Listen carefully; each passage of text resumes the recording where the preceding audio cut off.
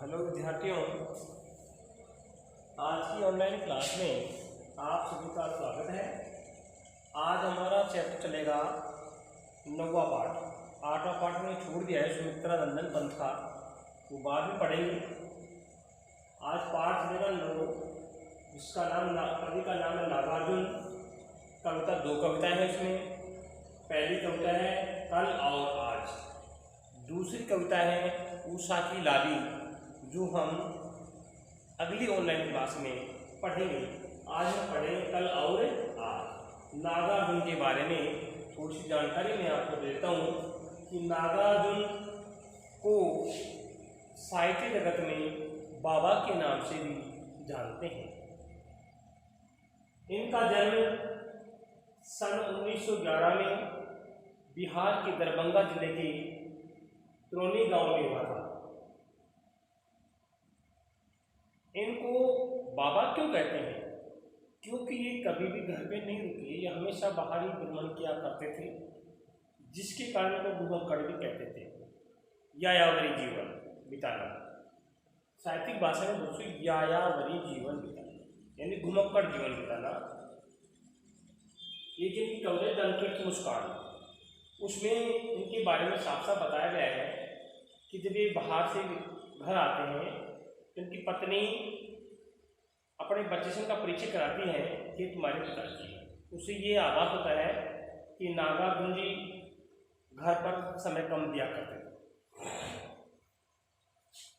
और जब ये 1937 श्रीलंका गए तो उन्होंने वहाँ जाकर के बौद्ध धर्म ग्रहण कर लिया। आपसे पूछा जाए नागार्जुन ने बौद्ध धर्म ग्रहण कर किया तो 1936 में इन्होंने श्रीलंका जाकर के बौद्ध धर्म ग्रहण किया था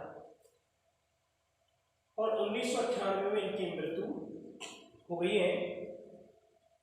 इनकी रचनाएं बहुत ही प्रसिद्ध हैं, जैसे मैंने आपको कहा दंतकृत मुस्कान, जो दंतकृत मुस्कान के माध्यम से कवि ने ये भी बताया था कि कठोर से कठोर हृदय को भी बालक की मुस्कान है वो पिघला देती है, पत्थर को भी मोम बना देती हैं। ऐसा उन्होंने उस कविता के माध्यम से संदेश दिया है। और इस कविता है कल और आज। कल यानी बीता हुआ समय, आज यानी आज जो हम समय भुगत रहे हैं, इसके बारे में बताया है। और दूसरी बात क्या है इसमें विद्यार्थियों, कल का तात्पर्य यहाँ से लिया गया है ग्रीष्म ऋतु से। कल का तात्पर्य यहाँ लिया गया है ग्रीष्म ऋतु से, और आज का तात्पर्य है वर्षा ऋतु से। यानी गर्मी के बाद एक वर्षा ऋतु आती है और वर्षा ऋतु से पहले गर्मी आती है, ग्रीष्म ऋतु उसको बोलते हैं। तो इसमें पहले कल का मतलब है, यहाँ पर ग्रीष्म ऋतु का वर्णन किया गया है। जहाँ पर आ शब्द आएगा उसका मतलब होगा कि यहाँ पर कवि ने वर्षा ऋतु का वर्णन किया है। इसका वर्णन किया भाई, वर्षा ऋतु का वर्णन किया है इसमें। तो आज हम बात करेंगे, देखना सबसे पहले हम बात करेंगे इसमें कल और आज कविता की। कल और आज कविता की हम बात करेंगे। देखना इसमें कल और आज कविता के बारे में क्या है। देखिए हमारे पास में अभी कल तक गालियां देती तुम्हें अतहास खेती है। ध्यान दीजिए कविता का भाव क्या है। अभी कल तक यानी अभी कल तक यानी बीते हुए समय तक गालियां देती तुम्हें, गालियां देती यानी खोस रही थी तुम्हें, अर्थात निराश खेतीहर किसान। यहाँ पर जो ये कल तक शब्द आया है इसका तात्पर्य सीधे ग्रीष्म ऋतु से है। इससे भाई ग्रीष्म ऋतु से है, इसका तात्पर्य सीधा तात्पर्य ग्रीष्म ऋतु से। जब गर्मी पड़ती है तो अर्थात निराश हो जाते हैं। खेती यानी किसान, खेती का मतलब होता है किसान। यहाँ पर जो किसान लोग हैं वो निराश हो जाते हैं और निराश होकर के ईश्वर या प्रकृति को गालियां देते हैं। यहाँ पर कवि ने ईश्वर को या प्रकृति को संबोधित करके भी कविता लिखी है। मतलब क्या है, अभी हे ईश्वर, देखिए अभी हे ईश्वर कल तक बीते हुए समय तक, यानी जब कल तक हमारे पास हमारी गर्मी पड़ती थी तो सारे जो दुखी किसान थे वो तुम्हें गालियां देते थे। क्यों देते थे? देखिए अभी कल तक धूल में नहाते थे गोरैया के। अब देखिए यहाँ पर बात है अभी कल तक यानी बीते हुए समय ग्रीष्म ऋतु में धूल में मिट्टी में नहाते स्नान करते थे गौरैया के झुंड। गौरैया एक चिड़िया का नाम है, चिड़िया कह दीजिए आप, छोटी चिड़िया, छोटी चिड़ियों के झुंड है वो मिट्टी में नहाते थे। मतलब क्या हुआ कि वो बरसात के आने की सूचना दे रहे हैं। कभी भी देखना गर्मियों के समय में कहीं पानी नहीं होता है तो जो चिड़िया होती हैं वो मिट्टी में ही तालाब बना करके उसी में ही नहाने का प्रयास करती हैं, यानी उसे ये आभास होता है कि अब वर्षा ऋतु आने वाली है या ये कह दीजिए कि वर्षा होने वाली है। तो आपसे यहाँ पर बताया गौरैया के झुंड मिट्टी में नहाने से क्या तात्पर्य है इसका? इसका तात्पर्य यह है कि वो वर्षा ऋतु आने का संदेश दे रही है। और दूसरी बात यहाँ पर देखिए, यहाँ पर दो बातें हैं। एक तो ग्रीष्म ऋतु, ग्रीष्म ऋतु जो है वो अभावग्रस्त जीवन जीने वालों का प्रतीक है। वर्षा ऋतु है वो प्रसन्नता देने वाले, खुश रहने वालों का प्रतीक है। अभी कल तक कतराई हुई थी धनहर खेतों की माटी। देखिए यहाँ पर अभी कल तक, यहाँ पर कल तक की बात आ रही है। अभी कल तक यानी गर्मी के समय में कतराई हुई थी, कठोर हो गई थी धनहर धान की खेतियों की माटी। जहाँ पर धान होता है ना, जहाँ पर अनाज उगाया जाता है, उन खेतों की जो माटी थी वो कतराई हुई थी, पत्थर की तरह कठोर हो गई थी। क्यों? बारिश हुई नहीं, उसकी वजह से वो मिट्टी क्या हो गई? कठोर हो गई थी। अभी कल तक धरती की कोख में डुबके पड़े थे मेंढक। अभी क्या था? अभी कल तक धरती की कोख में, धरती की गर्भ में डुबके पड़े थे यानी छिपे हुए थे मेंढक। क्यों भाई? इसका मतलब क्या है? गर्मी के कारण मेंढक भी धरती के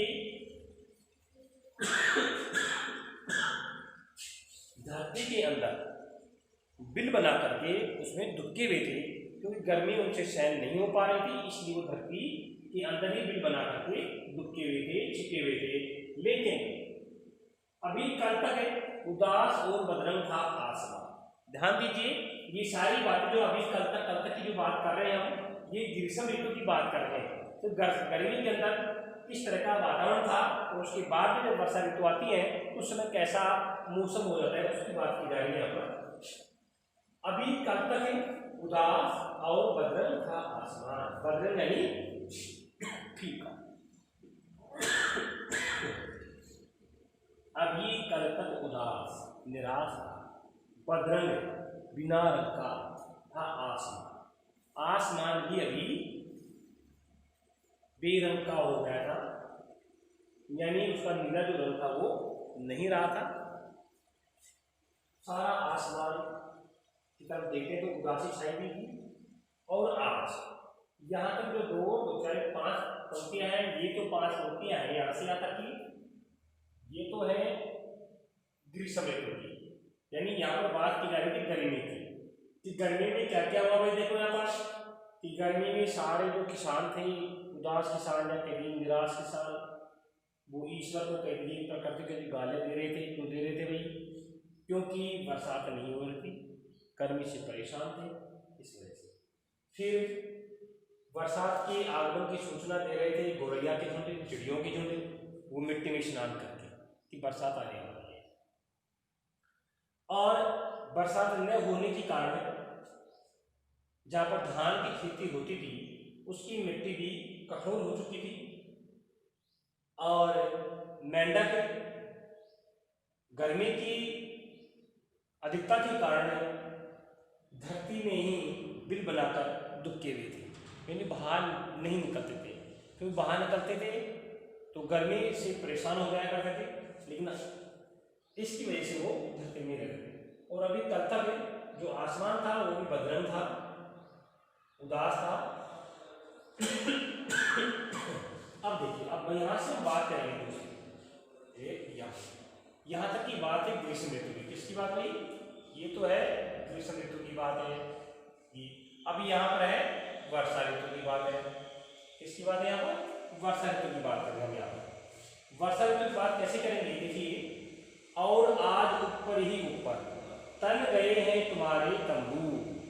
देखिए यहाँ पर ये जो ऊपर की बात की जा रही, अभी कल तक उदास और बदरंग था आसमान, ये गर्मी के समय की बात की जा रही है यहाँ पर कि कल तक जो आसमान था वो बदरंग था, उसमें किसी प्रकार का रंग नहीं था, उदास पड़ा हुआ।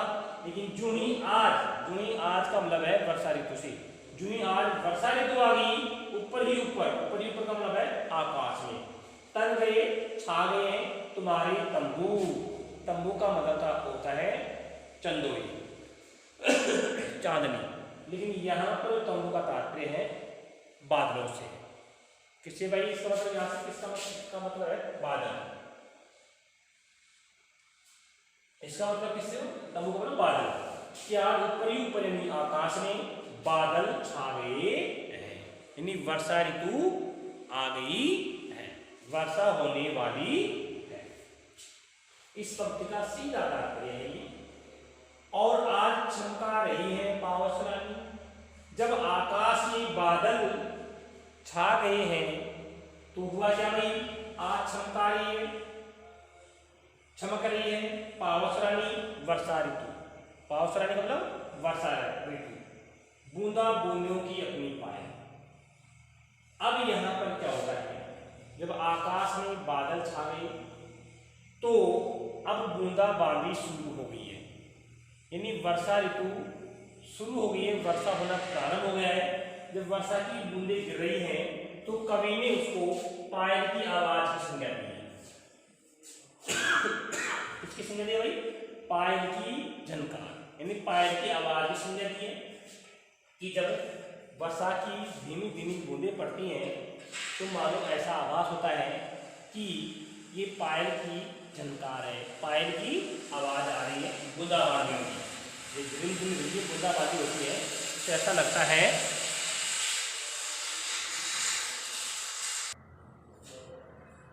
हाँ, हम बात यहाँ पर कर रहे थे बूंदा बूंदों की अपनी पायल। वर्षा ऋतु की जो धीमी धीमी बूंदें पड़ती हैं उनसे ऐसा लगता है कि वो पायल की झनकार की आवाज आ रही है।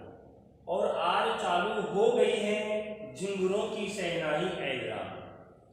गर्मी के कारण झिंगुर भी चुपचाप दुबके हुए थे, रात सुनसान रहती थी। लेकिन आज क्या है, जो ही वर्षा ऋतु का आगमन हुआ, बरसात शुरू हो गई तो झिंगुर भी अपनी ध्वनियां लगातार करने लग गए, यानी रात्रि में झिंगुर भी बोलने लग गए हैं। कीट होते हैं, कीड़े होते हैं छोटे छोटे, ये उनको झिंगुर बोलते हैं।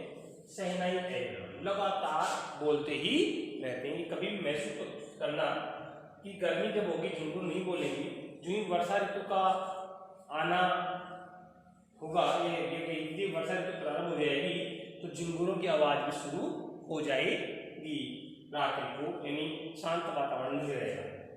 और आज जोरों से कूक पड़े हैं। जब बरसात हो रही है तो मोर भी नाचते हुए अपनी ध्वनियां प्रकट कर रहे हैं। और आज जोरों से कूक पड़े, कूकने लगे हैं, नाचते हैं, थिरकते मोर, यानी जो ही बादलों की गर्जना होती है, बरसात होती है तो मोर भी अपनी खुशी का इजहार करते हैं। और आज आ गई वापस जान, आज वापस जान आ गई है, प्राण आ गए दूध की जुलसी शराबों के अंदर। शराब बोलते हैं जिस रक्त बहने वाली नसें, यानी जो दूब झुलस गई है, सूख गई है, अब उनकी शिराओं में भी जान आ गई है, यानी कि बरसात के कारण उनकी जो शिराएं हैं, कोपले हैं, वो वापस हरी भरी होने लग गई है, यानी किसान प्रसन्न हो गया है, कहने का मतलब ये। और आज विदा हुआ, आज विदा हो गया है चुपचाप ग्रीष्म, और आज जो ग्रीष्म ऋतु है चुपचाप विदा हो गया है, चला गया है, समेट कर इकट्ठे करके अपने लाव लश्कर, अपने तामझाम, लाव लश्कर का मतलब होता है अपने तामझाम, अपने सेना को लेकर के ग्रीष्म ऋतु चली गई है। यहाँ पर दो बातें बताई गई हैं, ग्रीष्म ऋतु की और वर्षा ऋतु। ग्रीष्म ऋतु में सभी लोग परेशान रहते हैं, प्राणी भी परेशान रहते हैं और जानवर भी परेशान रहते हैं। किसान तो परेशान नहीं है क्योंकि उनकी खेतियाँ नहीं हो पाती हैं, घोड़े पक्षी है ये बिलों में दुबके रहते हैं। प्रकृति है जो जिसमें हरियाली होनी चाहिए वो हरियाली नहीं रह पाती, सूख जाती है। वर्षा ऋतु के आते ही चारों तरफ हरियाली भी हो जाती है। इसलिए यहाँ पर जो ग्रीष्म ऋतु है वो दुख का प्रतीक है, शोषित वर्ग का प्रतीक है, और वर्षा ऋतु है ये सुखों का प्रतीक है, खुशहाल का प्रतीक है। तो यहाँ पर इस कविता के माध्यम से यहाँ पर दोनों बातें समझा दी गई हैं कि वर्षा ऋतु में किस तरह से समय बदलता है और ग्रीष्म ऋतु में किस तरह से परेशानी का सामना करना पड़ता है। तो आज की कविता थी कल और आज। कल का मतलब ग्रीष्म ऋतु से है, आज का मतलब वर्षा ऋतु से लिया गया है। इस प्रकार से कल और आज का ऋतु इसमें समझाया गया है। ये नागार्जुन जी की पहली कविता है कल और आज, पाठ 9 में। पाठ 9 में ही इसकी दूसरी कविता है उषा की लाली, जो हम अगली ऑनलाइन क्लास में पढ़ेंगे। जय हिंद, जय भारत।